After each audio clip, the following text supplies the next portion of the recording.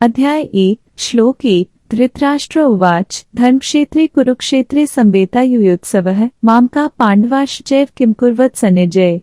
1 भावार्थ धृतराष्ट्र ने कहा, हे संजय, धर्मभूमि कुरुक्षेत्र में युद्ध की इच्छा से एकत्र हुए मेरे तथा पांडु के पुत्रों ने क्या किया।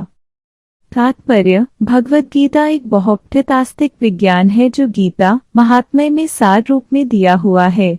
इसमें यह उल्लेख है कि मनुष्य को चाहिए कि वह श्री कृष्ण भक्त की सहायता से संवीक्षण करते हुए भगवद गीता का अध्ययन करे और स्वार्थ प्रेरित व्याख्याओं के बिना उसे समझने का प्रयास करे। अर्जुन ने जिस प्रकार से साक्षात भगवान कृष्ण से गीता सुनी और उसका उपदेश ग्रहण किया, इस प्रकार की स्पष्ट अनुभूति का उदाहरण भगवद गीता में ही है। यदि उसी गुरु परंपरा से निजी स्वार्थ से प्रेरित हुए बिना किसी को भगवद गीता समझने का सौभाग्य प्राप्त हो तो वह समस्त वैदिक ज्ञान तथा विश्व के समस्त शास्त्रों के अध्ययन को पीछे छोड़ देता है। पाठक को भगवद गीता में न केवल अन्य शास्त्रों की सारी बातें मिलेंगी अपितु ऐसी बातें भी मिलेंगी जो अन्यत्र कहीं उपलब्ध नहीं है। यही गीता का विशिष्ट मानदंड है। स्वयं भगवान श्री कृष्ण द्वारा साक्षात उच्चरित होने के कारण यह पूर्ण आस्तिक विज्ञान है। महाभारत में वर्णित धृतराष्ट्र तथा संजय की वार्ताएं इस महान दर्शन के मूल सिद्धांत का कार्य करती हैं। माना जाता है कि इस दर्शन की प्रस्तुति कुरुक्षेत्र के युद्धस्थल में हुई, जो वैदिक युग से पवित्र तीर्थस्थल रहा है। इसका प्रवचन भगवान द्वारा मानव जाति के पथ प्रदर्शन हेतु तब किया गया जब वे इस लोक में स्वयं उपस्थित थे। धर्मक्षेत्र शब्द सार्थक है क्योंकि कुरुक्षेत्र के युद्धस्थल में अर्जुन के पक्ष में श्री भगवान स्वयं उपस्थित थे। कौरवों का पिता धृतराष्ट्र अपने पुत्रों की विजय की संभावना के विषय में अत्यधिक संदिग्ध था। अतः इसी संदेह के कारण उसने अपने सचिव से पूछा, उन्होंने क्या किया। वह आश्वस्त था कि उसके पुत्र तथा उसके छोटे भाई पांडु के पुत्र कुरुक्षेत्र की युद्ध भूमि में निर्णयात्मक संग्राम के लिए एकत्र हुए हैं। फिर भी उसकी जिज्ञासा सार्थक है। वह नहीं चाहता था कि भाइयों में कोई समझौता हो, अतः वह युद्ध भूमि में अपने पुत्रों की नियति, भाग्य, भावी के विषय में आश्वस्त होना चाह रहा था। चूंकि इस युद्ध को कुरुक्षेत्र में लड़ा जाना था, जिसका उल्लेख वेदों में स्वर्ग के निवासियों के लिए भी तीर्थस्थल के रूप में हुआ है, अतः धृतराष्ट्र अत्यंत भयभीत था कि इस पवित्र स्थल का युद्ध के परिणाम पर न जाने कैसा प्रभाव पड़े। उसे भली भांति ज्ञात था कि इसका प्रभाव अर्जुन तथा पांडु के अन्य पुत्रों पर अत्यंत अनुकूल पड़ेगा, क्योंकि स्वभाव से वे सभी पुण्यात्मा थे। संजय श्री व्यास का शिष्य था, अतः उनकी कृपा से संजय धृतराष्ट्र ने उससे युद्धस्थल की स्थिति के विषय में पूछा। पांडव तथा धृतराष्ट्र के पुत्र दोनों ही एक वंश से संबंधित हैं, किंतु यहाँ पर धृतराष्ट्र के वाक्य से उसके मनोभाव प्रकट होते हैं। उसने जानबूझकर अपने पुत्रों पर धृतराष्ट्र के वाक्य से उसके मनोभाव प्रकट होते हैं। उसने जानबूझकर अपने पुत्रों को कुरु कहा और पांडु के पुत्रों को वंश के उत्तराधिकार से विलग कर दिया। इस तरह पांडु के पुत्रों अर्थात अपने भतीजों के साथ धृतराष्ट्र की विशिष्ट मनःस्थिति समझी जा सकती है। जिस प्रकार धान के खेत से अवांछित पौधों को उखाड़ दिया जाता है, उसी प्रकार इस कथा के आरंभ से ही ऐसी आशा की जाती है कि जहाँ धर्म के पिता श्री कृष्ण उपस्थित हो, वहाँ कुरुक्षेत्र रूपी खेत में दुर्योधन आदि धृतराष्ट्र के पुत्र रूपी अवांछित पौधों को समूल नष्ट करके युधिष्ठिर आदि नितांत धार्मिक पुरुषों की स्थापना की जाएगी। यहाँ धर्मक्षेत्रे तथा कुरुक्षेत्रे शब्दों की उनकी ऐतिहासिक तथा वैदिक महत्ता के अतिरिक्त यही सार्थकता है। अध्याय 1 श्लोक 2 संजय उवाच दृष्ट्वा तु पाण्डवानीकं व्यूढं दुर्योधनस्तदा आचार्यमुपसंगम्य राजा वचनमब्रवीत। 2 भावार्थ संजय ने कहा, हे राजन, पांडुपुत्रों द्वारा सेना की व्यूहरचना देखकर राजा दुर्योधन अपने गुरु के पास गया और उसने ये शब्द कहे। तात्पर्य, धृतराष्ट्र जन्म से अंधा था। दुर्भाग्यवश वह आध्यात्मिक दृष्टि से भी वंचित था। वह यह भी जानता था कि उसी के समान उसके पुत्र भी धर्म के मामले में अंधे हैं और उसे विश्वास था कि वे पांडवों के साथ कभी भी समझौता नहीं कर पाएंगे, क्योंकि पांचों पांडव जन्म से ही पवित्र थे। फिर भी उसे तीर्थस्थल के प्रभाव के विषय में संदेह था। इसीलिए संजय युद्ध भूमि की स्थिति के विषय में उसके प्रश्न के मंतव्य को समझ गया। अतः वह निराश राजा को प्रोत्साहित करना चाह रहा था। उसने उसे विश्वास दिलाया कि उसके पुत्र पवित्र स्थान के प्रभाव में आकर किसी प्रकार का समझौता करने नहीं जा रहे हैं। उसने राजा को बताया कि उसका पुत्र दुर्योधन पांडवों की सेना को देखकर तुरंत अपने सेनापति द्रोणाचार्य को वास्तविक स्थिति से अवगत कराने गया। यद्यपि दुर्योधन को राजा कहकर संबोधित किया गया है, तो भी स्थिति की गंभीरता के कारण उसे सेनापति के पास जाना पड़ा। अतएव दुर्योधन राजनीतिज्ञ बनने के लिए सर्वथा उपयुक्त था। किंतु जब उसने पांडवों की व्यूहरचना देखी तो उसका यह कूटनीतिक व्यवहार उसके भय को छिपा न पाया। अध्याय 1 श्लोक 3 पश्येता पांडुपुत्राणामाचार्य महति चमूम व्यूढ़ा द्रुपदपुत्रेण तव शिष्येन धीमता। 3 भावार्थ हे आचार्य, पांडुपुत्रों की विशाल सेना को देखी जिसे आपके बुद्धिमान शिष्य द्रुपद के पुत्र ने इतने कौशल से व्यवस्थित किया है। तात्पर्य, परम राजनीतिज्ञ दुर्योधन महान ब्राह्मण सेनापति द्रोणाचार्य के दोषों को इंगित करना चाहता था। अर्जुन की पत्नी द्रौपदी के पिता राजा द्रुपद के साथ द्रोणाचार्य का कुछ राजनीतिक झगड़ा था।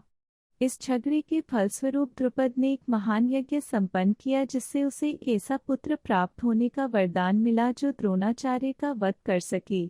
द्रोणाचार्य इसे भली भांति जानता था, किंतु जब द्रुपद का पुत्र धृष्टद्युम्न युद्ध शिक्षा के लिए उसको सौंपा गया तो द्रोणाचार्य को उसे अपने सारे सैनिक रहस्य प्रदान करने में कोई झिझक नहीं हुई। अब धृष्टद्युम्न कुरुक्षेत्र की युद्ध भूमि में पांडवों का पक्ष ले रहा था। उसने द्रोणाचार्य से जो कला सीखी थी उसी के आधार पर उसने ये व्यूहरचना की थी। दुर्योधन ने द्रोणाचार्य की इस दुर्बलता की ओर इंगित किया जिससे वह युद्ध में सजग रहे और समझौता न करे। इसके द्वारा वह द्रोणाचार्य को यह भी बताना चाह रहा था कि कहीं वह अपने प्रिय शिष्य पांडवों के प्रति युद्ध में उदारता न दिखा बैठे। विशेष रूप से अर्जुन उसका अत्यंत प्रिय एवं तेजस्वी शिष्य था। दुर्योधन ने यह भी चेतावनी दी कि युद्ध में इस प्रकार की उदारता से हार हो सकती है। अध्याय 1 श्लोक 4 अत्र शूरा महेश्वासा भीमार्जुन समायुधि युयुधानो विराटश्च द्रुपदश्च महार्थः। 4 भावार्थ, इस सेना में भीम तथा अर्जुन के समान युद्ध करने वाले अनेक वीर धनुर्धर हैं, यथा महारथी युयुधान, विराट तथा द्रुपद। तात्पर्य, यद्यपि युद्धकला में द्रोणाचार्य की महान शक्ति के समक्ष धृष्टद्युम्न महत्वपूर्ण बाधक नहीं था, किंतु ऐसे अनेक योद्धा थे जिनसे भय था। दुर्योधन इन्हें विजय पथ में अत्यंत बाधक बताता है, क्योंकि इनमें से प्रत्येक योद्धा भीम तथा अर्जुन के समान दुर्जय था। उसे भीम तथा अर्जुन के बल का ज्ञान था, इसीलिए वह अन्यों की तुलना इन दोनों से करता है। अध्याय 1 श्लोक 5, 6, 7 धृष्टकेतुष्टिकितानः काशराजश्च वीर्यवान पुरुजित कुन्तीभोजश्च शैब्यश्च नरपुंगवः। 5 युधामन्युश्च विक्रांत उत्तमोजाश्च वीर्यवान सौभद्रो द्रौपदेयाश्च सर्व इव महार्था। 6 अस्माकं तु विशिष्टा ये तान् निबोध द्विजोत्तम नायिका मम सैन्यस्य संज्ञार्थं तान् ब्रवीमि ते। 7 भावार्थ, इनके साथ ही धृष्टकेतु, चेकितान, काशीराज, पुरुजित, कुंतीभोज तथा शैब्य जैसे महान शक्तिशाली योद्धा भी हैं। पराक्रमी युधामन्यु, अत्यंत शक्तिशाली उत्तमौजा, सुभद्रा का पुत्र तथा द्रौपदी के पुत्र, ये सभी महारथी हैं। किंतु हे ब्राह्मण श्रेष्ठ, आपकी सूचना के लिए मैं अपनी सेना के उन नायकों के विषय में बताना चाहूँगा जो मेरी सेना को संचालित करने में विशेष रूप से निपुण हैं। अध्याय 1 श्लोक 8 भवान भीष्मश्च कृपश्च समितिञ्जयः अश्वत्थामा विकर्णश्च सौमदत्तिस्तथैव च। 8 भावार्थ, मेरी सेना में स्वयं आप, भीष्म, कर्ण, कृपाचार्य, अश्वत्थामा, विकर्ण तथा सोमदत्त का पुत्र भूरिश्रवा आदि हैं जो युद्ध में सदैव विजयी रहे हैं। तात्पर्य, दुर्योधन उन अद्वितीय युद्धवीरों का उल्लेख करता है जो सदैव विजयी होते रहे हैं। विकर्ण दुर्योधन का भाई है, अश्वत्थामा द्रोणाचार्य का पुत्र है और सोमदत्ती या भूरिश्रवा बालिकों के राजा का पुत्र है। कर्ण अर्जुन का आधा भाई है क्योंकि वह कुंती के गर्भ से राजा पांडु के साथ विवाहित होने के पूर्व उत्पन्न हुआ था। कृपाचार्य की जुड़वा बहन द्रोणाचार्य को ब्याही थी। अध्याय 1 श्लोक 9 अन्य च बहवः शूरा मदर्थे त्यक्त जीविता नाना शस्त्र प्रहरणा सर्वे युद्ध विशारदा। 9 भावार्थ ऐसे अन्य वीर भी हैं जो मेरे लिए अपना जीवन त्याग करने के लिए उद्यत हैं। वे विविध प्रकार के हथियारों से सुसज्जित हैं और युद्ध विद्या में निपुण हैं। तात्पर्य जहाँ तक अन्यों का यथा जयद्रथ, कृतवर्मा तथा शल्य का संबंध है, वे सब दुर्योधन के लिए अपने प्राणों की आहुति देने के लिए तैयार रहते थे। दूसरे शब्दों में यह पूर्वनिश्चित है कि वे पापी दुर्योधन के दल में सम्मिलित होने के कारण कुरुक्षेत्र के युद्ध में मारे जाएंगे। निस्संदेह अपने मित्रों की संयुक्त शक्ति के कारण दुर्योधन अपनी विजय के प्रति आश्वस्त था। अध्याय 1 श्लोक 10 अपर्याप्तं तदस्माकं बलं भीष्माभिरक्षितम् पर्याप्तं त्विद्मे तेषां बलं भीमाभिरक्षितम्। 10 भावार्थ हमारी शक्ति अप्रिमेय है और हम सब पितामह द्वारा भलीभांति संरक्षित हैं, जबकि पांडवों की शक्ति भीम द्वारा भलीभांति संरक्षित होकर भी सीमित है। तात्पर्य यहाँ पर दुर्योधन ने तुलनात्मक शक्ति का अनुमान प्रस्तुत किया है। वह सोचता है कि अत्यंत अनुभवी सेनानायक भीष्म पितामह के द्वारा विशेष रूप से संरक्षित होने के कारण उसकी सशस्त्र सेनाओं की शक्ति अप्रिमेय है। दूसरी ओर पांडवों की सेनाएं सीमित है क्योंकि उनकी सुरक्षा एक कम अनुभवी नायक भीम द्वारा की जा रही है, जो भीष्म की तुलना में नगण्य है।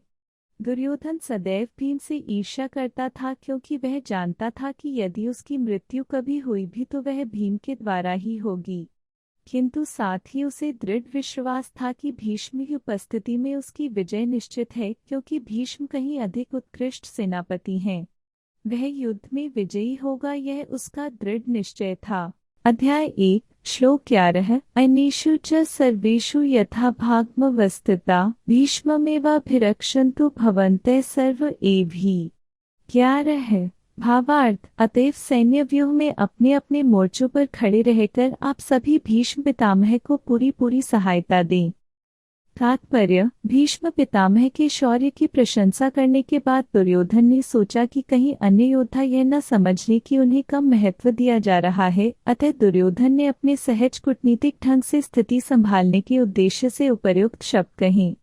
उसने बलपूर्वक कहा कि भीष्मदेव निस्संदेह महानतम योद्धा हैं, किंतु अब वे वृद्ध हो चुके हैं, अतः प्रत्येक सैनिक को चाहिए कि चारों ओर से उनकी सुरक्षा का विशेष ध्यान रखे। हो सकता है कि किसी एक दिशा में युद्ध करने में लग जाएं और शत्रु इस व्यस्तता का लाभ उठा ले। अतः यह आवश्यक है कि अन्य योद्धा मोर्चों पर अपनी अपनी स्थिति पर अडिग रहें और शत्रु को व्यूह न तोड़ने दें। दुर्योधन को पूर्ण विश्वास था कि कुरुओं की विजय भीष्मदेव की उपस्थिति पर निर्भर है। उसे युद्ध में भीष्मदेव तथा द्रोणाचार्य के पूर्ण सहयोग की आशा थी, क्योंकि वह अच्छी तरह जानता था कि इन दोनों ने उस समय एक शब्द भी नहीं कहा था जब अर्जुन की पत्नी द्रौपदी को असहाय अवस्था में भरी सभा में नग्न किया जा रहा था, जब उसने उनसे न्याय की भीख मांगी थी। वे जानते हुए भी इन दोनों सेनापतियों के मन में पांडवों के लिए स्नेह था। दुर्योधन को आशा थी कि वे इस स्नेह को उसी तरह त्याग देंगे जिस तरह उन्होंने द्यूत क्रीड़ा के अवसर पर किया था। अध्याय 1 श्लोक 12 तस्य सन्यजन्यन् हर्षं कुरु वृद्धः पितामहः सिंहनादं विनद्योच्चे शंखं दद्मौ प्रतापवान। 12 भावार्थ तब कुरुवंश के वयोवृद्ध परम प्रतापी एवं वृद्ध पितामह ने सिंह गर्जना की सी ध्वनि करने वाले अपने शंख को उच्च स्वर से बजाया, जिससे दुर्योधन को हर्ष हुआ।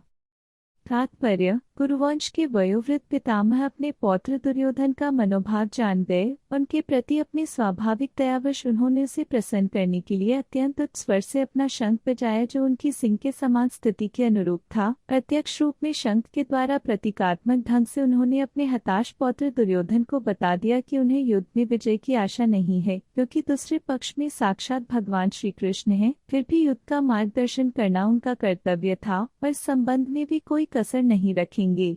अध्याय 1 श्लोक 13-14 ततः शंखाशिर भैर्यश्रुच पन्वान्कगो मुखा सहसैवाभ्यन्यन् स शब्दस्तुमुलो इस भवत्। 13 तदे श्वेतैर्हयैर्युक्ते महति स्यन्दने स्थितो माध्वः पाण्डवश्चैव दिव्यो शंखो प्रदद्मतु। 14 भावार्थ। तत्पश्चात शंख, नगाड़े, बिगुल, तुरही तथा सींग सहसा एक साथ बज उठे। वह संवेद स्वर अत्यंत कोलाहलपूर्ण था। दूसरी ओर से श्वेत घोड़ों द्वारा खींचे जाने वाले विशाल रथ पर आसीन कृष्ण तथा अर्जुन ने अपने अपने दिव्य शंख बजाए।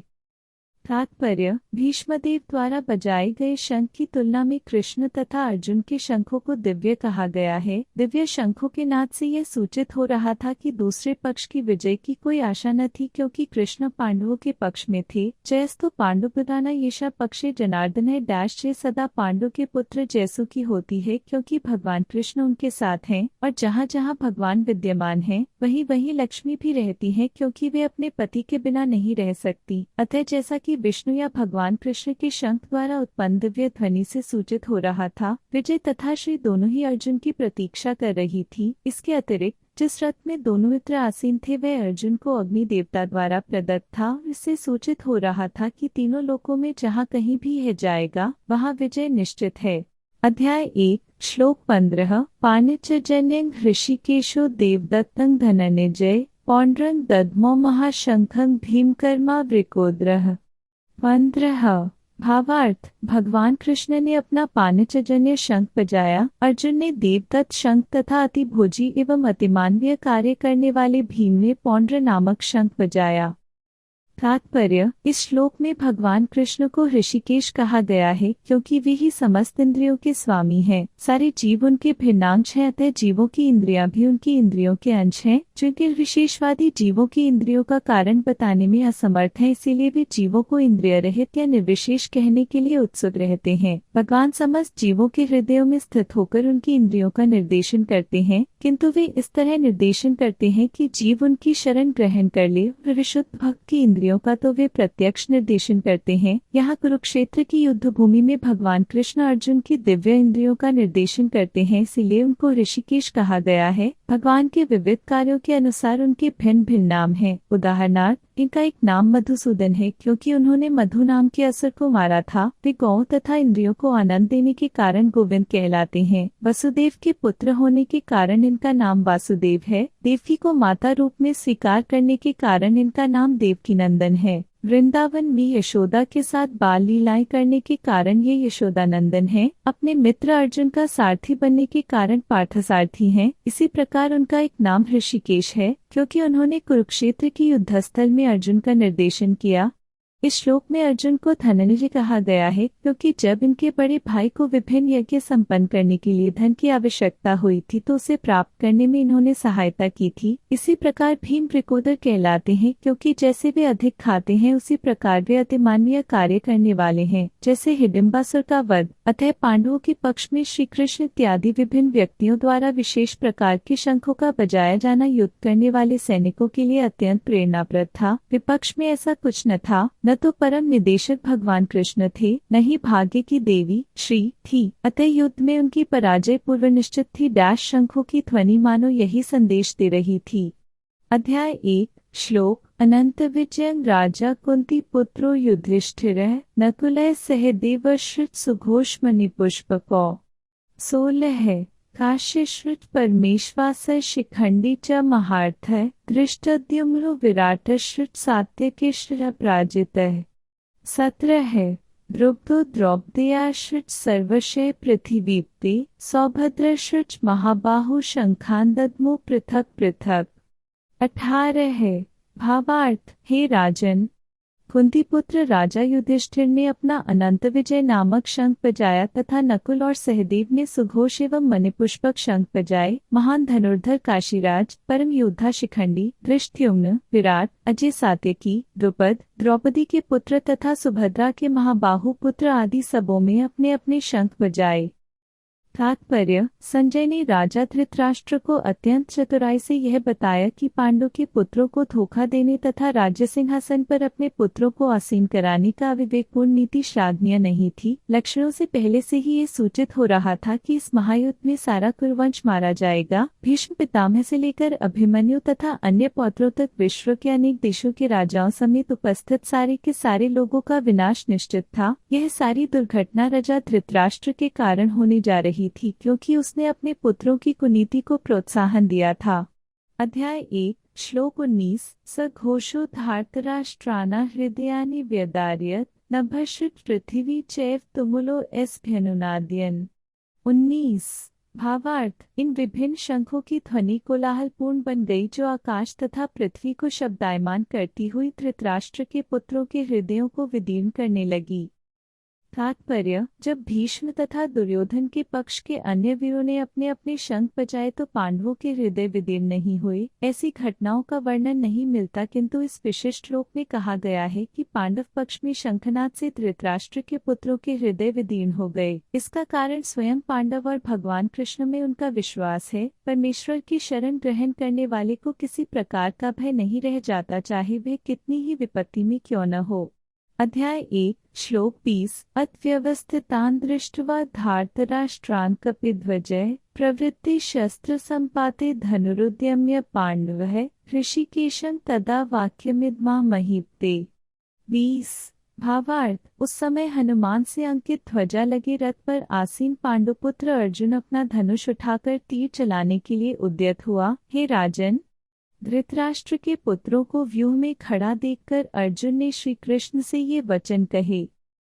तात्पर्य: युद्ध प्रारंभ होने ही वाला था। उपर्युक्त कथन से ज्ञात होता है कि पांडवों की सेना की अप्रत्याशित व्यवस्था से धृतराष्ट्र के पुत्र बहुत कुछ निरुत्साहित थे, क्योंकि युद्धभूमि में पांडवों का निर्देशन भगवान कृष्ण के आदेशानुसार हो रहा था। अर्जुन की ध्वजा पर हनुमान का चिन्ह भी विजय का सूचक है, क्योंकि हनुमान ने राम तथा रावण युद्ध में राम की सहायता की थी, जिससे राम विजयी हुए थे। इस समय अर्जुन की सहायता के लिए उनके रथ पर राम तथा हनुमान दोनों उपस्थित थे। भगवान कृष्ण साक्षात राम है और जहाँ भी राम रहते हैं वहाँ नित्य सेवक हनुमान होता है तथा उनकी नित्य संगिनी वैभव की देवी सीता उपस्थित रहती हैं। अतः अर्जुन के लिए किसी भी शत्रु से भय का कोई कारण नहीं था। इससे भी अधिक इंद्रियों के स्वामी भगवान कृष्ण निर्देश देने के लिए साक्षात उपस्थित थे। इस प्रकार अर्जुन को युद्ध करने के मामले में सारा सत्परामर्श प्राप्त था। ऐसी स्थितियों में जिनकी व्यवस्था भगवान ने अपने शाश्वत भक्त के लिए की थी, निश्चित विजय के लक्षण स्पष्ट थे। अध्याय 1 श्लोक 21-22 अर्जुन उवाच सेनोरुभयोर्मध्ये रथं स्थाप्य मेच्युत यावदेतान् निरीक्षेहं योद्धुकामान् वस्थितान्। 21 खैर्मया सहयोद्धव्यमस्मिन् रणसमुद्यमे। 22 भावार्थ: अर्जुन ने कहा, हे अच्युत, कृपा करके मेरा रथ दोनों सेनाओं के बीच में ले चले, जिससे मैं यहाँ युद्ध की अभिलाषा रखने वालों को और शस्त्रों की इस महान परीक्षा में जिनसे मुझे संघर्ष करना है, उन्हें देख सकूं। तात्पर्य: यद्यपि श्री कृष्ण साक्षात श्री भगवान हैं, किंतु वे हेतु की कृपावश अपने मित्र की सेवा में लगे हुए थे। वे अपने भक्तों पर स्नेह दिखाने में कभी नहीं चूकते, इसीलिए अर्जुन ने उन्हें अच्युत कहा है। सारथी रूप में उन्हें अर्जुन की आज्ञा का पालन करना था। उन्होंने इसमें कोई संकोच नहीं किया, अतः उन्हें अच्युत कहकर संबोधित किया गया है। यद्यपि उन्होंने अपने भक्त का सारथी पद स्वीकार किया था, किंतु इससे उनकी परम स्थिति अक्षुण्ण बनी रही। प्रत्येक परिस्थिति में वे इंद्रियों के स्वामी श्री भगवान ऋषिकेश हैं। भगवान तथा उनके सेवक का संबंध अत्यंत मधुर एवं दिव्य होता है। सेवक स्वामी की सेवा करने के लिए सदैव उद्यत रहता है। भगवान भी भक्त की कुछ न कुछ सेवा करने के लिए सदैव उद्यत रहता है और भगवान भी भक्त की कुछ न कुछ सेवा करने की कोशिश में रहते हैं। वे इसमें विशेष आनंद का अनुभव करते हैं कि वे स्वयं आज्ञादाता न बने, अपितु उनके शुद्ध उन्हें आज्ञा दें। चूँकि वे स्वामी हैं, अतः सभी लोग उनके आज्ञा पालक हैं और उनके ऊपर उनको आज्ञा देने वाला कोई नहीं है। किंतु जब वे देखते हैं कि उनका शुद्ध भक्त आज्ञा दे रहा है, तो उन्हें दिव्य आनंद मिलता है, यद्यपि वे समस्त परिस्थितियों में अच्युत रहने वाले हैं। भगवान का शुद्ध भक्त होने के कारण अर्जुन को अपने बंधु बांधवों से युद्ध करने की तनिक भी इच्छा न थी, किंतु दुर्योधन द्वारा शांतिपूर्ण समझौता न करके हठधर्मिता पर उतारू होने के कारण उसे युद्ध भूमि में आना पड़ा। अतः वह यह जानने के लिए अत्यंत उत्सुक था कि युद्ध भूमि में कौन कौन से अग्रणी व्यक्ति उपस्थित हैं। यद्यपि युद्ध भूमि में शांति प्रयासों का कोई प्रश्न नहीं उठता, तो भी वह उन्हें फिर से देखना चाह रहा था। वह देखना चाह रहा था कि वे अवांछित युद्ध पर किस हद तक तुले हुए हैं। अध्याय 1 श्लोक 23 योत्स्यमानान् वेक्षेहंग्य इत्यत्र समाप्ता धार्तराष्ट्रस्य दुर्बुद्धिर्युद्धे प्रियचिकीर्षवः। 23 भावार्थ, मुझे उन लोगों को देखने दीजिए जो यहाँ पर धृतराष्ट्र के दुर्बुद्धि पुत्र दुर्योधन को प्रसन्न करने की इच्छा से लड़ने के लिए आए हुए हैं। तात्पर्य, यह सर्वविदित था कि दुर्योधन अपने पिता धृतराष्ट्र की सांठगांठ से पापपूर्ण योजनाएं बनाकर पांडवों के राज्य को हड़पना चाहता था। जिन समस्त लोगों ने दुर्योधन का पक्ष ग्रहण किया था वे उसी के समान धर्मा रहे होंगे। अर्जुन युद्ध प्रारंभ होने के पूर्व यह तो जान ही लेना चाहता था कि कौन कौन से लोग आए हुए हैं, किंतु उनके समक्ष समझौता का प्रस्ताव रखने की उसकी कोई योजना नहीं थी। यह भी तथ्य था कि वह उनकी शक्ति का, जिसका उसे सामना करना था, अनुमान लगाने की दृष्टि से उन्हें देखना चाह रहा था। यद्यपि उसे अपनी विजय का विश्वास था, क्योंकि कृष्ण उसकी बगल में विराजमान थे। अध्याय 1 श्लोक 24 सनिजय उवाच एव मुक्तो ऋषिकेशो गुडाकेशेन भारत सैन्योरुभयोर्मध्ये स्थापित्वा रथोत्तमम्। 24 भावार्थ, संजय ने कहा, हे भरतवंशी। अर्जुन द्वारा इस प्रकार संबोधित किए जाने पर भगवान कृष्ण ने दोनों दलों के बीच में उस उत्तम रथ को लाकर खड़ा कर दिया। तात्पर्य, इस श्लोक में अर्जुन को गुडाकेश कहा गया है। गुडाका का अर्थ है नींद, और जो नींद को जीत लेता है वह गुडाकेश है। नींद का अर्थ अज्ञान भी है। अतः अर्जुन ने कृष्ण की मित्रता के कारण नींद तथा अज्ञान दोनों पर विजय प्राप्त की थी। कृष्ण के भक्त के रूप में वह कृष्ण को क्षण भर भी नहीं भुला पाया, क्योंकि भक्त का स्वभाव ही ऐसा होता है। यहाँ तक कि चलते अथवा सोते हुए भी कृष्ण के नाम, रूप, गुणों तथा लीलाओं के चिंतन से भक्त कभी मुक्त नहीं रह सकता। अकृष्ण का भक्त उनका निरंतर चिंतन करते हुए नींद तथा ज्ञान दोनों को जीत सकता है। इसको कृष्ण भाव नामृत या समाधि कहते हैं। प्रत्येक जीव की इंद्रियों तथा मन के निर्देशक अर्थात ऋषिकेश के रूप में कृष्ण अर्जुन के मंतव्य को समझ गए कि वह क्यों सेनाओं के मध्य में रथ को खड़ा करवाना चाहता है। अतः उन्होंने वैसा ही किया और फिर वे इस प्रकार बोले। अध्याय 1 श्लोक 25 भीष्मद्रोण प्रमुक्तः सर्वेषां च महीक्षिताम् उवाच पार्थ पश्येतान् संवितान् कुरुनिति। 25 भावार्थ, भीष्म, द्रोण तथा विश्व भर के अन्य समस्त राजाओं के सामने भगवान ने कहा कि हे पार्थ, यहाँ पर एकत्र सारे कुरुओं को देखो। तात्पर्य, समस्त जीवों के परमात्मा स्वरूप भगवान कृष्ण यह जानते थे कि अर्जुन के मन में क्या बीत रहा है। इस प्रसंग में ऋषिकेश शब्द प्रयोग सूचित करता है कि वे सब कुछ जानते थे। इसी प्रकार पार्थ शब्द अर्थात पृथा या कुंती पुत्र भी अर्जुन के लिए प्रयुक्त होने के कारण महत्वपूर्ण है। मित्र के रूप में वे अर्जुन को बता देना चाहते थे कि चूंकि अर्जुन उनके पिता वसुदेव की बहन पृथा का पुत्र था, इसीलिए उन्होंने अर्जुन का सारथी बनना स्वीकार किया था। किंतु जब उन्होंने अर्जुन से कुरुओं को देखो कहा तो इससे उनका क्या अभिप्राय था? क्या अर्जुन वहीं पर रुककर युद्ध करना नहीं चाहता था? कृष्ण को अपनी बुआ पृथा के पुत्र से कभी भी ऐसी आशा नहीं थी। इस प्रकार से कृष्ण ने अपने मित्र की मनस्थिति की पूर्व सूचना परिहासवश दी है। अध्याय 1 श्लोक 26-27 तत्र पश्यत् स्थितान् पार्थ पितनत् पितामहान् आचार्यान् मातुलान् भ्रातन् पुत्रान् पौत्रान् सखींस्तथा श्वशुरान् सुहृदश्चैव सैन्योरुभयोरपि। 26 तान् समीक्ष्य स कौन्तेयः सर्वान् बन्धून् वस्थितान् कृपया पर्यविष्टो विषीदन्निदमब्रवीत्। 27 भावार्थ, अर्जुन ने वहां पर दोनों पक्षों की सेनाओं के मध्य में अपने चाचा ताओं, पितामहों, गुरुओं, मामाओं, भाइयों, पुत्रों, पौत्रों, मित्रों, ससुरों और शुभचिंतकों को भी देखा। जब कुंती पुत्र अर्जुन ने मित्रों तथा संबंधियों की इन विभिन्न श्रेणियों को देखा तो वह करुणा से अभिभूत हो गया और इस प्रकार बोला।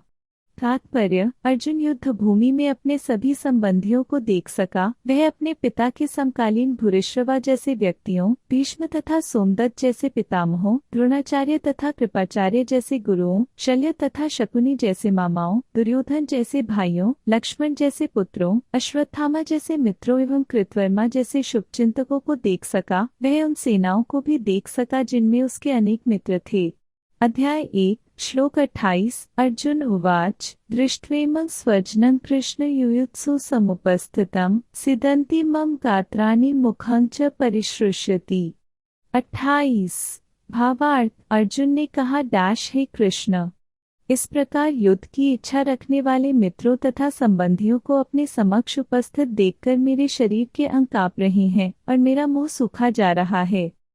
तात्पर्य: यथार्थ भक्ति से युक्त मनुष्य में वे सारे सद्गुण रहते हैं जो सत्पुरुषों या देवताओं में पाए जाते हैं, जबकि अभक्त अपनी शिक्षा या संस्कृति के द्वारा भौतिक योग्यताओं में चाहे कितना ही उन्नत क्यों न हो, इस ईश्वरीय गुणों से विहीन होता है। अतः स्वजनों, मित्रों तथा संबंधियों को युद्ध भूमि में देखते ही अर्जुन उन सबों के लिए करुणा से अभिभूत हो गया जिन्होंने परस्पर युद्ध करने का निश्चय किया था। जहाँ तक उसके अपने सैनिकों का संबंध थी, वह उनके प्रति प्रारंभ से दयालु था, किंतु विपक्षी दल के सैनिकों की आसन मृत्यु को देखकर वह उन पर भी दया का अनुभव कर रहा था। और जब वह इस प्रकार सोच रहा था तो उसके अंगों में कंपन होने लगा और मुंह सूख गया। उन सबको युद्धाभिमुख देखकर उसे आश्चर्य भी हुआ। प्राय सारा कुटुंब अर्जुन के सगे संबंधियों से युद्ध करने आए थे। यद्यपि इसका उल्लेख नहीं है, किंतु तो भी सहज अनुमान लगाया जा सकता है कि न केवल उसके अंग कांप रहे थे और मुख सूख रहा था, अपितु वह दयावश रुदन भी कर रहा था। अर्जुन में ऐसे लक्षण किसी दुर्बलता के कारण नहीं, अपितु हृदय की कोमलता के कारण थे, जो भगवान के शुद्ध भक्त का लक्षण है। अतः कहा गया है डैश यस्यास्ति भक्तिर्भगवते किंचना सर्वैर्गुणैस्तत्र समास्ते सुरा हरा भक्तस्य कुतो महाद्गुणा मनोर्थे नास्ति धावतो बहि। जो भगवान के प्रति अविचल भक्ति रखता है उसमें देवताओं के सद्गुण पाए जाते हैं, किंतु जो भगवत भक्त नहीं है उसके पास भौतिक योग्यताएं ही रहती हैं जिनका कोई मूल्य नहीं होता। इसका कारण यह है कि वह मानसिक धरातल पर मंडराता रहता है और ज्वलंत माया के द्वारा अवश्य ही आकृष्ट होता है। अध्याय 1 श्लोक 29 वेप्थुषित शरीरे में रोमहर्षश्रुत जायते गांडीवं स्रंसते हस्तात्वक चैव परिदह्यते। 29 भावार्थ: मेरा सारा शरीर कांप रहा है, मेरे रोंगटे खड़े हो रहे हैं, मेरा गांडीव धनुष मेरे हाथ से सरक रहा है और मेरी त्वचा जल रही है। तात्पर्य: शरीर में दो प्रकार का कंपन होता है और रोंगटे भी दो प्रकार से खड़े होते हैं। ऐसा या तो आध्यात्मिक परमानंद के समय या भौतिक परिस्थितियों में अत्यधिक भय उत्पन्न होने पर होता है। दिव्य साक्षात्कार में कोई भय नहीं होता। इस अवस्था में अर्जुन के जो लक्षण है वे भौतिक भय अर्थात जीवन की हानि के कारण है। अन्य लक्षणों से भी यह स्पष्ट है। वह इतना अधीर हो गया कि उसका विख्यात धनुष गांडीव उसके हाथों से सरक रहा था, उसकी त्वचा में जलन उत्पन्न हो रही थी। ये सब लक्षण देहात्म बुद्धि से जन्य हैं। अध्याय 1 श्लोक 30 न च शक्नोम्यवस्थातु भ्रमतीव च मे मनः निमित्तानि च पश्यामि विपरीतानि केशव। 30 भावार्थ: मैं यहाँ अब और अधिक खड़ा रहने में असमर्थ हूँ। मैं अपने को भूल रहा हूँ और मेरा सिर चकरा रहा है। हे कृष्ण, मुझे तो केवल अमंगल के कारण दिख रहे हैं। तात्पर्य: अपने अधैर्य के कारण अर्जुन युद्ध भूमि में खड़ा रहने में असमर्थ था और अपने मन की इस दुर्बलता के कारण उसे आत्मविस्मृति हो रही थी। भौतिक वस्तुओं के प्रति अत्यधिक आसक्ति के कारण मनुष्य ऐसी मोहमी स्थिति में पड़ जाता है। वयं द्वितीयाभिनिविष्टः स्यात् डैश भागवत 11 फरवरी 1937 डैश ऐसा भय तथा मानसिक असंतुलन उन व्यक्तियों में उत्पन्न होता है जो भौतिक परिस्थितियों से ग्रस्त होते हैं। अर्जुन को युद्ध भूमि में केवल दुखदायी पराजय की प्रतीति हो रही थी। डैश वे शत्रु पर विजय पाकर भी सुखी नहीं होगा। निमित्तानि विपरीतानि शब्द महत्वपूर्ण है। जब मनुष्य को अपनी आशाओं में केवल निराशा दिखती है तो वह सोचता है मैं यहाँ क्यों हूँ। प्रत्येक प्राणी अपने में तथा अपने स्वार्थ में रुचि रखता है, किसी की भी परमात्मा में रुचि नहीं होती। कृष्ण की इच्छा से अर्जुन अपने स्वार्थ के प्रति अज्ञान दिखा रहा है। मनुष्य का वास्तविक स्वार्थ तो विष्णु या कृष्ण में निहित है। बद्धजीव इसे भूल जाता है, इसीलिए उसे भौतिक कष्ट उठाने पड़ते हैं। अर्जुन ने सोचा कि उसकी विजय केवल उसके शोक का कारण बन सकती है। अध्याय 1 श्लोक 31 न च श्रेयोनुपश्यामि हत्वा स्वजनमाहवे न काक्षे विजयं कृष्ण न च राज्यं सुखानि च। 31 भावार्थ, हे कृष्ण, इस युद्ध में अपने ही स्वजनों का वध करने से न तो मुझे कोई अच्छाई दिखती है और न मैं उससे किसी प्रकार की विजय, राज्य या सुख की इच्छा रखता हूँ। तात्पर्य यह जाने बिना कि मनुष्य का स्वार्थ विष्णु या कृष्ण में है, सारे बद्ध जीव शारीरिक संबंधों के प्रति यह सोचकर आकर्षित होने हैं कि वे ऐसी परिस्थितियों में प्रसन्न रहेंगे। ऐसी देहात्म बुद्धि के कारण वे भौतिक सुख के कारणों को भी भूल जाते हैं। अर्जुन तो क्षत्रिय का नैतिक धर्म भी भूल गया था। कहा जाता है कि दो प्रकार के मनुष्य परम शक्तिशाली तथा जाज्वल्यमान सूर्यमंडल में प्रवेश करने के योग्य होते हैं। यह है डैश, एक तो क्षत्रिय जो कृष्ण की आज्ञा से युद्ध में मरता है तथा दूसरा सन्यासी जो आध्यात्मिक अनुशीलन में लगा रहता है। अर्जुन अपने शत्रुओं को भी मारने से विमुख हो रहा है डैश, अपने संबंधियों की बात तो छोड़ दें। वह सोचता है कि स्वजनों को मारने से उसे जीवन में सुख नहीं मिल सकेगा, अतः वह लड़ने के लिए इच्छुक नहीं है। जिस प्रकार की भूख न लगने पर कोई भोजन बनाने को तैयार नहीं होता, उसने तो वन जाने का निश्चय कर लिया है जहाँ वह एकांत में निराशापूर्ण जीवन काट सके। किंतु क्षत्रिय होने के नाते उसे अपने जीवन निर्वाह के लिए राज्य चाहिए, क्योंकि क्षत्रिय कोई अन्य कार्य नहीं कर सकता। किंतु अर्जुन के पास राज्य कहाँ है? उसके लिए तो राज्य प्राप्त करने का एकमात्र अवसर है कि अपने बंधु बांधवों से लड़कर अपने पिता के राज्य का उत्तराधिकार प्राप्त करे, जिसे वह करना नहीं चाह रहा है। इसीलिए वह अपने को जंगल में एकांतवास करके निराशा का एकांत जीवन बिताने के योग्य समझता है। अध्याय 1 श्लोक 32, 33, 34, 35 किनो राज्येन गोविंद की भोगैर जीवितेन वा येषामर्थे काक्षितं नो राज्यं भोगा सुखानि च। 32 तय में अस्वस्थता युद्धे प्राणान् त्यक्त्वा धनानि च आचार्य पितरः पुत्रास्तथैव च पितामहः। 33 मातुला श्वश्रुरा पौत्रा शाला संबंधिनस्तथा एतान् हन्तुमिच्छामि घ्नतो एस्पि मधुसूदन। 34 अपि त्रैलोक्यराज्यस्य हेतु किनो मही कृते निहत्य धार्तराष्ट्रान्नः का प्रीति स्या जनार्दन।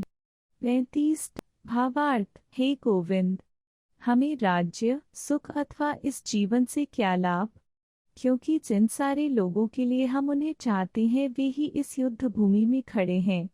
हे मधुसूदन, जब गुरुजन, पितृगण, पुत्रगण, पितामह, मामा, ससुर, पौत्रगण, साले तथा अन्य सारे संबंधी अपना धन एवं प्राण देने के लिए तत्पर हैं और मेरे समक्ष खड़े हैं, तो फिर मैं इन सबको क्यों मारना चाहूंगा, भले ही वे मुझे क्यों न मार डालें।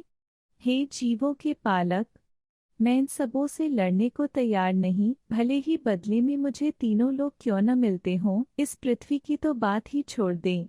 भला धृतराष्ट्र के पुत्रों को मारकर हमें कौन सी प्रसन्नता मिलेगी।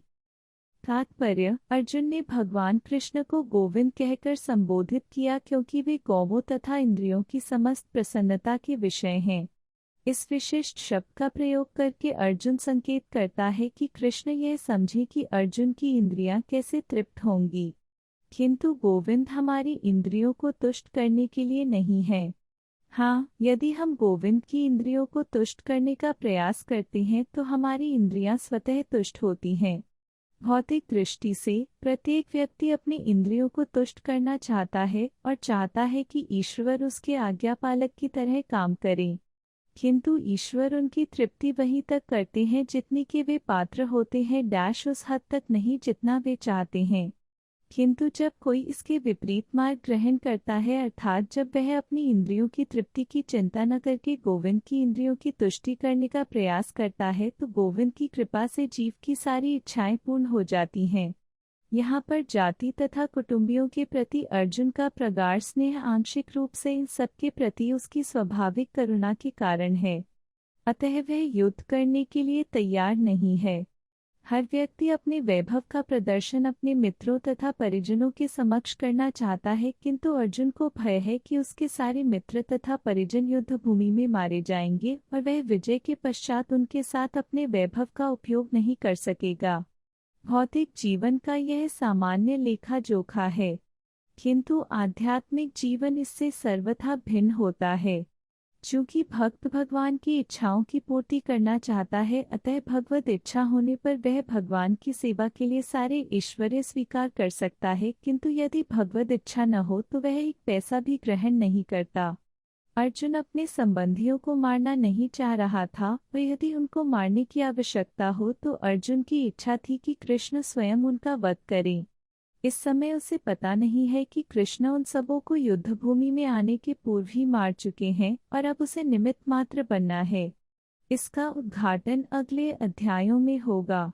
भगवान का असली भक्त होने के कारण अर्जुन अपने अत्याचारी बंधु बांधवों से प्रतिशोध नहीं लेना चाहता था, किंतु यह तो भगवान की योजना थी कि सबका वध हो।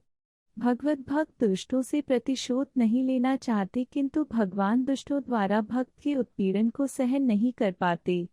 भगवान किसी व्यक्ति को अपनी इच्छा से क्षमा कर सकते हैं, किंतु यदि कोई उनके भक्तों को हानि पहुंचाता है तो वे क्षमा नहीं करते। इसीलिए भगवान इन दुराचारियों का वध करने के लिए उद्यत थे, यद्यपि उन्हें क्षमा करना चाहता था।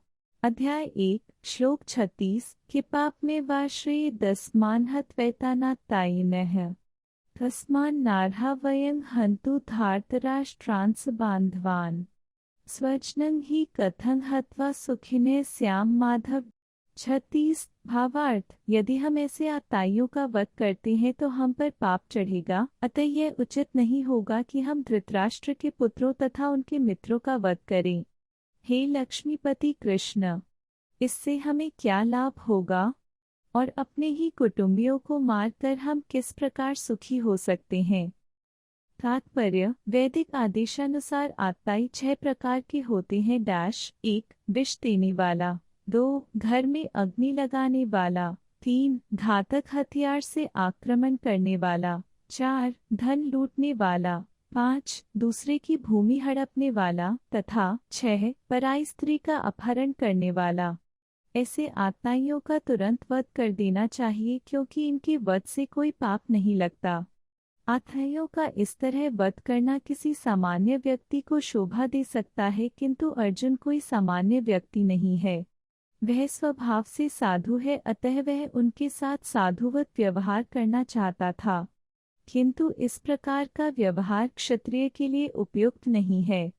यद्यपि राज्य के प्रशासन के लिए उत्तरदायी व्यक्ति को साधु प्रकृति का होना चाहिए, किंतु उसे कायर नहीं होना चाहिए। उदाहरणार्थ, भगवान राम इतने साधु थे कि आज भी लोग राम राज्य में रहना चाहते हैं, किंतु कभी कायरता प्रदर्शित नहीं की।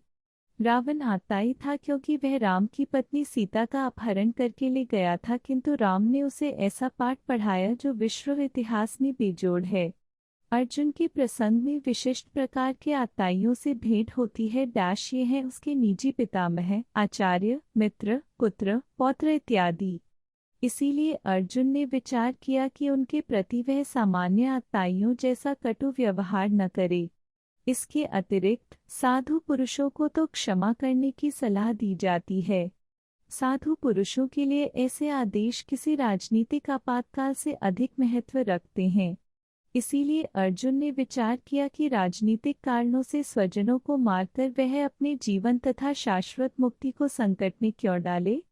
अर्जुन द्वारा कृष्ण को माधव अथवा लक्ष्मीपति के रूप में संबोधित करना भी सार्थक है।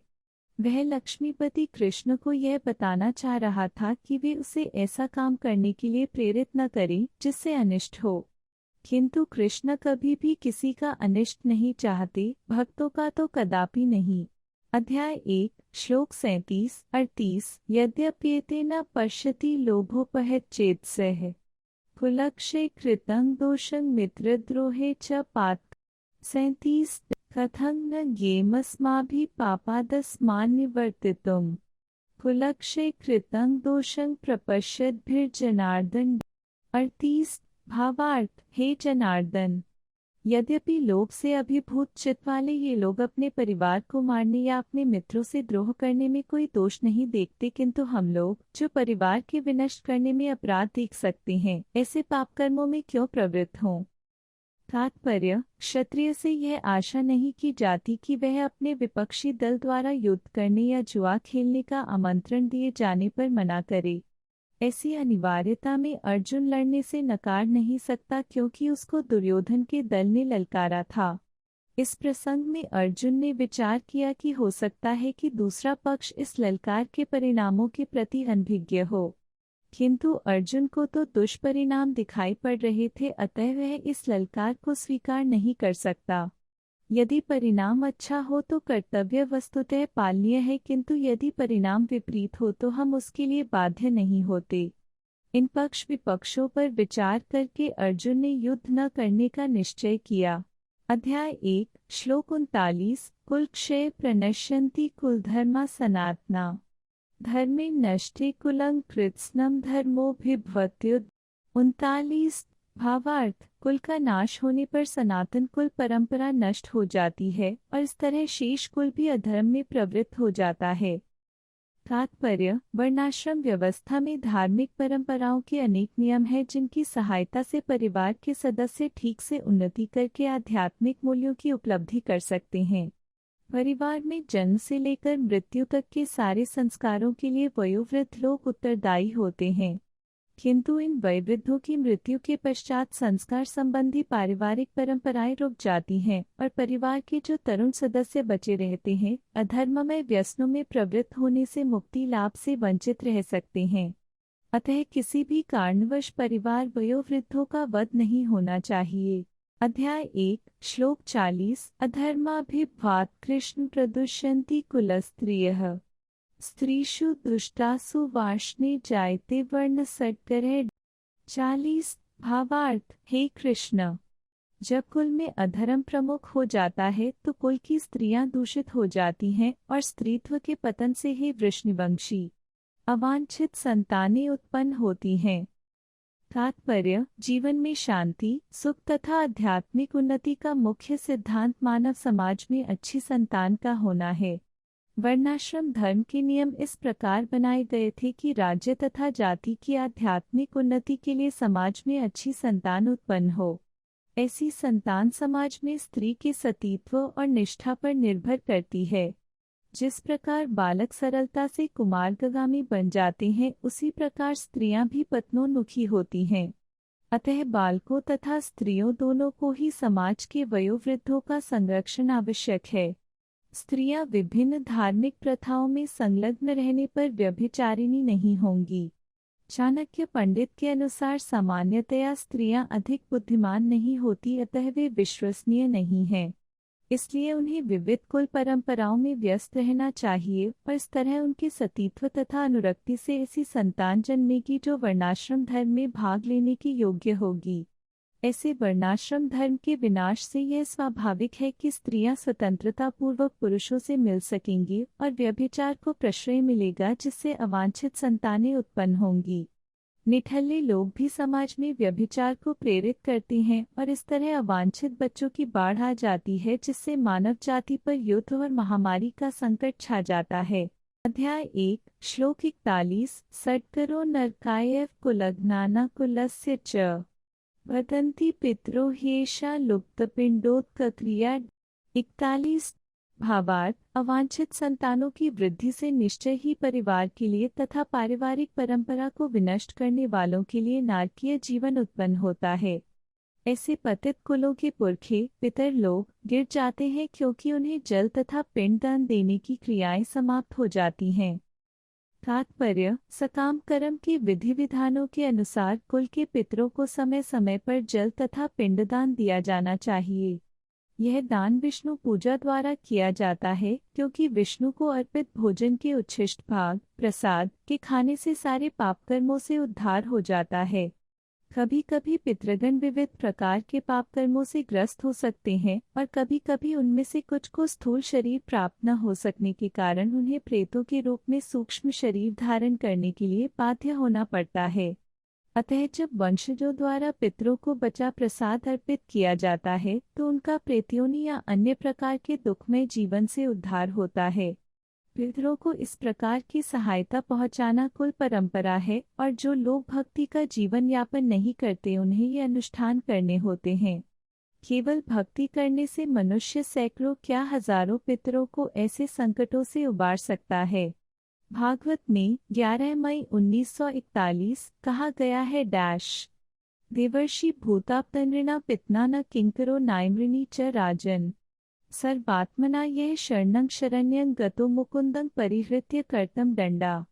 जो पुरुष अन्य समस्त कर्तव्यों को त्याग कर मुक्ति के दाता मुकुंद के चरण कमलों की शरण ग्रहण करता है और इस पथ पर गंभीरता पूर्वक चलता है वे देवताओं, मुनियों, सामान्य जीवों, स्वजनों, मनुष्यों या पितरों के प्रति अपने कर्तव्य या ऋण से मुक्त हो जाता है। श्री भगवान की सेवा करने से ऐसे दायित्व अपने आप पूरे हो जाते हैं। अध्याय 1 श्लोक 42 दोषेरिते कुलघ्नाना वर्णसट्टकारके उत्साद्यन्ते जाति धर्म कुल धर्माश्रित शाश्वता। 42 भावार्थ जो लोग कुल परंपरा को विनष्ट करते हैं और इस तरह अवांछित संतानों को जन्म देते हैं उनके दुष्कर्मों से समस्त प्रकार की सामुदायिक योजनाएं तथा पारिवारिक कल्याण कार्य विनष्ट हो जाते हैं। तात्पर्य सनातन धर्म या वर्णाश्रम धर्म द्वारा निर्धारित मानव समाज के चारों वर्णों के लिए सामुदायिक योजनाएं तथा पारिवारिक कल्याण कार्य इसलिए नियोजित है कि मनुष्य चरम मोक्ष प्राप्त कर सके। अतः समाज के अनुत्तरदायी नायकों द्वारा सनातन धर्म परंपरा के विखंडन से उस समाज में अव्यवस्था फैलती है। फलस्वरूप लोग जीवन के उद्देश्य विष्णु को भूल जाते हैं। ऐसे नायक अंधे कहलाते हैं और जो लोग इनका अनुगमन करते हैं वे निश्चय ही कुव्यवस्था की ओर अग्रसर होते हैं। अध्याय 1 श्लोक 43 उत्सन्न कुल धर्माना मनुष्याना जनार्दन नरके नियतं वासो भवतीत्यनुश्रुश्रुम। 43 भावार्थ हे प्रजापालक कृष्ण, मैंने गुरु परंपरा से सुना है कि जो लोग कुल धर्म का विनाश करते हैं वे सदैव नरक में वास करते हैं। तात्पर्य अर्जुन अपने तर्कों को अपने निजी अनुभव पर न आधारित करके आचार्यों से जो सुन रखा है उस पर आधारित करता है। वास्तविक ज्ञान प्राप्त करने की यही विधि है। जिस व्यक्ति ने पहले से ज्ञान प्राप्त कर रखा है उस व्यक्ति की सहायता के बिना कोई भी वास्तविक ज्ञान तक नहीं पहुंच सकता। वर्णाश्रम धर्म की एक पद्धति के अनुसार मृत्यु के पूर्व मनुष्य को पाप कर्मों के लिए प्रायश्चित करना होता है। जो पाप आत्मा है उसे इस विधि का अवश्य उपयोग करना चाहिए। ऐसा किए बिना मनुष्य निश्चित रूप से नरक भेजा जाएगा जहां उसे अपने पाप कर्मों के लिए कष्टमय जीवन बिताना होगा। अध्याय 1 श्लोक 44 अहोबत महत् पापं कर्तु व्यवसिता वयम् यद्राज्य सुखलोभेन हन्तु स्वजनमुद्यता। 44 भावार्थ ओह कितने आश्चर्य की बात है कि हम सब जघन्य पापकर्म करने के लिए उद्यत हो रहे हैं। राज्य सुख भोगने की इच्छा से प्रेरित होकर हम अपने संबंधियों को मारने पर तुले हैं। तात्पर्य स्वार्थ के वशीभूत होकर मनुष्य अपने सगे भाई, बाप या माँ के वध जैसे पापकर्मों में प्रवृत्त हो सकता है। विश्व के इतिहास में ऐसे अनेक उदाहरण मिलते हैं, किंतु भगवान का साधु भक्त होने के कारण अर्जुन सदाचार के प्रति जागरूक है, अतः वह ऐसे कार्यों से बचने का प्रयत्न करता है। अध्याय 1 श्लोक 45 यदि माम प्रति कर्म शस्त्रं शस्त्रपाण्यः धार्तराष्ट्रारण्ये हन्युस्तन्मे क्षेमतरं भवेत्। 45 भावार्थ यदि शस्त्रधारी धृतराष्ट्र के पुत्र मुझ निहत्थे तथा रणभूमि में प्रतिरोध न करने वाले को मारे तो यह मेरे लिए श्रेयस्कर होगा। तात्पर्य क्षत्रियों के युद्ध नियमों के अनुसार ऐसी प्रथा है कि निहत्थे तथा विमुख शत्रु पर आक्रमण न किया जाए, किंतु अर्जुन ने निश्चय किया कि शत्रु भले ही इस विषम अवस्था में उस पर आक्रमण कर दे किंतु वह युद्ध नहीं करेगा। उसने इस पर विचार नहीं किया कि दूसरा दल युद्ध के लिए कितना उद्यत है। इस सब लक्षणों का कारण उसकी दयाद्रता है जो भगवान के महान भक्त होने के कारण उत्पन्न हुई। अध्याय 1 श्लोक 46 सनिजय उवाच इव मुक्तवार्जुने संख्ये रथोपस्थ उपाविशत्। विसृज्य सश्रंग चापंग शोक संविग्न मानसे 46। भावार्थ संजय ने कहा डैश युद्ध भूमि में इस प्रकार कहकर अर्जुन ने अपना धनुष तथा बाण को रख दिया और शोक संतप्त चित्त से रथ के आसन पर बैठ गया। तात्पर्य अपने शत्रु की स्थिति का अवलोकन करते समय अर्जुन रथ पर खड़ा हो गया था, किंतु वह शोक से इतना संतप्त हो उठा कि अपना धनुष बाण को रखकर रथ के आसन पर पुनः बैठ गया। ऐसा दयालु तथा कोमल हृदय व्यक्ति जो भगवान की सेवा में रत हो, आत्मज्ञान प्राप्त करने योग्य है। हमारे चैनल को सब्सक्राइब करना बिल्कुल न भूलें। आपको वीडियो पसंद आई है तो कृपया करके इसे लाइक करें और इसको शेयर भी करें। धन्यवाद। मिलते हैं अगली नई वीडियो में। जय हिंद।